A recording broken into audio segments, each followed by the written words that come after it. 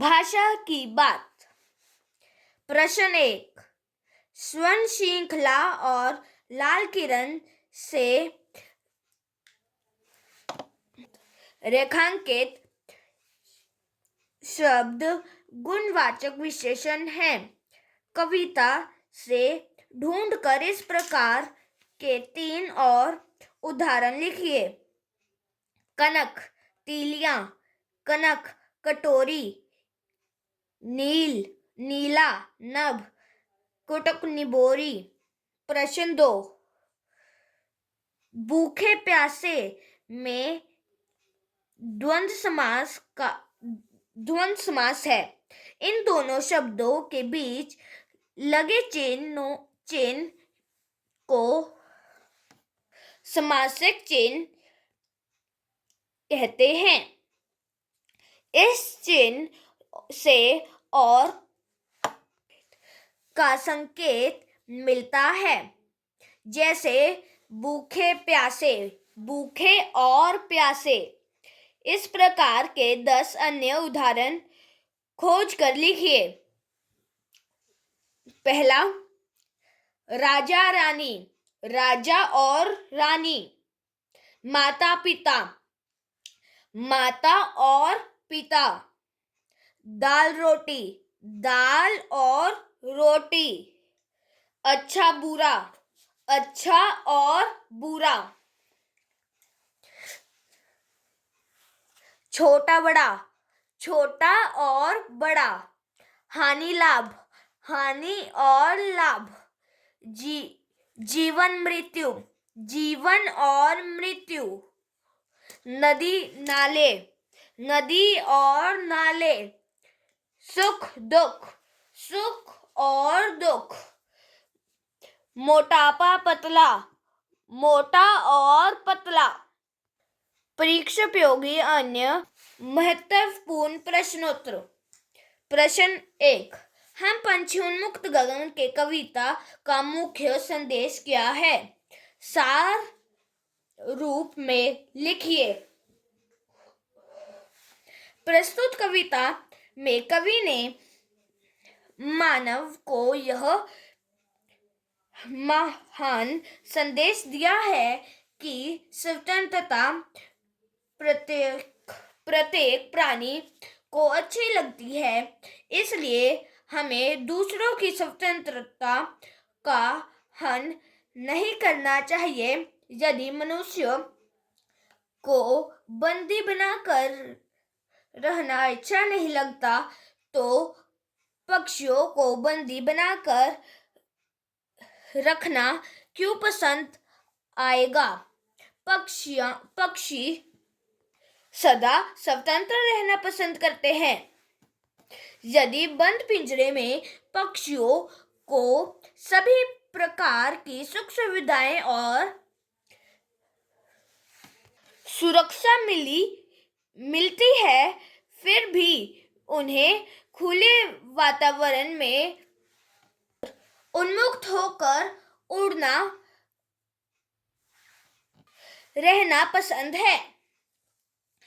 वे अपनी इच्छा से इधर उधर उड़ना, घूमना फिरना, खाना पीना चाहते हैं। वे सदा आकाश की सीमाओं को छूने के लिए दूर दूर तक उड़ते हैं। पक्षियों को बंद पिंजरे में इसलिए भी नहीं रखना चाहिए क्योंकि पक्षी स्वतंत्र रहकर ही हमारे पर्यावरण को स्वच्छ करने में हमारे सहायक बन सकते हैं। दूसरा प्रश्न। ऐसे थे अरमान के उड़ते, नीले नभ की सीमा पाने। इस पंक्ति का भाव स्पष्ट कीजिए। कवि के कहने का भाव है कि पक्षी सदा उन्मुक्त गगन में उड़ना चाहते हैं। वे नीले आकाश में इतनी ऊंचाई तक उड़ते हैं कि ऐसे लगता है जैसे वे आकाश की सीमाओं को छू लेने चाहते हैं। कहने का अभिप्राय है कि पक्षियों को उन्मुक्त भाव से उड़ना अत्यंत प्रिय लगता है। प्रश्न 3। हम भले ही घोंसले या रहने का स्थान मत दो, किंतु हमारे उड़ने में किसी प्रकार की बाधा न डालो। यह भाव कविता की किन पंक्तियों में व्यक्त हुआ है? कविता का यह भाव निम्नलिखित पंक्तियों में व्यक्त हुआ है। नीड न दो चाहे टहनी का, आश्रय भिन्न छिन्न कर डालो, लेकिन पंख दिए हैं तो आकुल उड़ान में विघ्न न डालो। प्रश्न 4। कवि के अनुसार पक्षियों को पिंजरे में बंद क्यों, क्या क्या सुख सुविधाएं मिलती हैं? कवि ने बताया है कि पिंजरे में पक्षियों को बढ़िया प्रकार का आहार दिया जाता है तथा यह आहार हर समय उसके पास भी रखा जाता है। उसके पिंजरे की प्रतिदिन सफाई भी की जाती है। बीमार होने पर उसे दवाई भी दिलवाई जाती है। उसे किसी भी प्रकार की हानि से बचा कर रखा जाता है। अन्य जानवरों से भी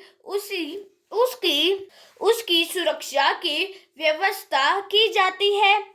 इस प्रकार कवि के अनुसार पिंजरे में पक्षी को अनेक सुख सुविधाएं दी जाती है। अध्याय का तीव्र अध्ययन। हम पंछी उन्मुक्त गगन के कविता के कवि का क्या नाम है? शिव मंगल सिंह सुमन। हम पंछी उन्मुक्त गगन के कविता में पक्षी को किस गगन का बताया गया है? उन्मुक्त गगन का। प्रश्न 3। कवि के अनुसार पक्षी किस दशा में नहीं गा सकते? पिंजरबंद दशा में। पक्षी के पिंजरे की तीलियां किस धातु की बनी हुई बताइए? सोने की। पक्षी कैसा जल पीने वाले होते हैं? बहता जल। कवि ने कुटुक निबोरी को किस से भली बात बताया है? कनकटोरी के अन्न से। बंदी बनकर पक्षी किसके सपने देखता है? तरु की फुनगी पर के झूले के। पक्षी के कैसे अरमान थे? नीले नभ की सीमा पाने के। अरमान शब्द का अर्थ है इच्छा। श्रृंखला का क्या अर्थ है? जंजीर। पक्षी अपनी चोंच से कौन से दाने चुगना चाहते हैं? अनार के दाने। होड़ा होड़ी होने का अर्थ है मुकाबला करना। क्षितिज किसे कहा जाता है? क्षितिज यहाँ जहाँ धरती और आकाश मिलते हुए दिखाई देते हैं। पक्षी मनुष्य को किस में विघ्न न डालने के लिए कहते हैं? उड़ान।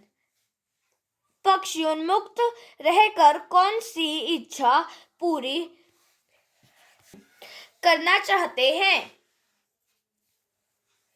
खुले आकाश में उड़ने की। नीड न दो चाहे टहनी का यह नीड का क्या अर्थ है? घोंसला। धन्यवाद मित्रों।